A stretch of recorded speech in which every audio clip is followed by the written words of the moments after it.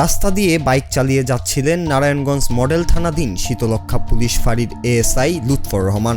পুলিশের পোশাকে দায়িত্বরত অবস্থাতেই ছিলেন পুলিশের ওই এএসআই। তার পথরোধ করে আরেকটি বাইকে আসা ৩ ছিনতাইকারীর মধ্যে দুজন নেমে এসে ধারালো অস্ত্রের মুখে ছিনিয়ে নেয় তার সাথে থাকা সরকারি পিস্তল ও গুলি। সম্প্রতি নারায়ণগঞ্জে ঘটে যাওয়া এই ঘটনার সিসিটিভি ফুটেজ সামাজিক মাধ্যমে আসতেই নিরাপত্তা নিয়ে নতুন করে উদ্বেগ তৈরি হয়েছে সাধারণ মানুষের মধ্যে।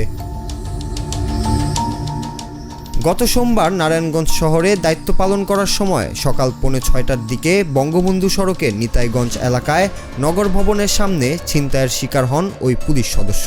জানা যায়, দায়িত্ব পালনের সময় তিনি টয়লেট ব্যবহারের জন্য গেলে দল থেকে বিচ্ছিন্ন হয়ে পড়েন। পরে তার সঙ্গে থাকা নিজের মোটরসাইকেলে করে দলের অন্য সদস্যদের কাছে যাওয়ার সময় তিনি ছিনতাইকারীদের কবলে পড়েন। পরে সোমবার রাত 2টায় বন্দর ফায়ার সার্ভিস স্টেশনের সামনের গলি থেকে অস্ত্র ও গুলি উদ্ধার করা হয়। এই ঘটনায় জড়িত মোট 3 জনকে আটক করা হয়েছে। আটককৃত ছিনতাইকারীদের নাম ফরহাদ আহমেদ, হাসান এবং মোহাম্মদ মিশাল।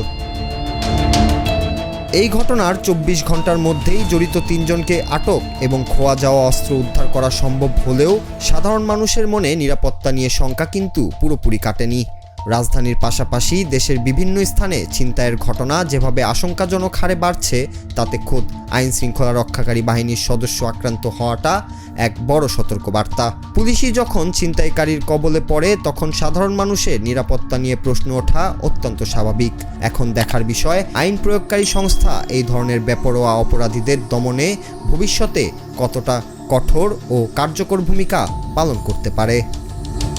নূর Raju, Bangla TV news desk.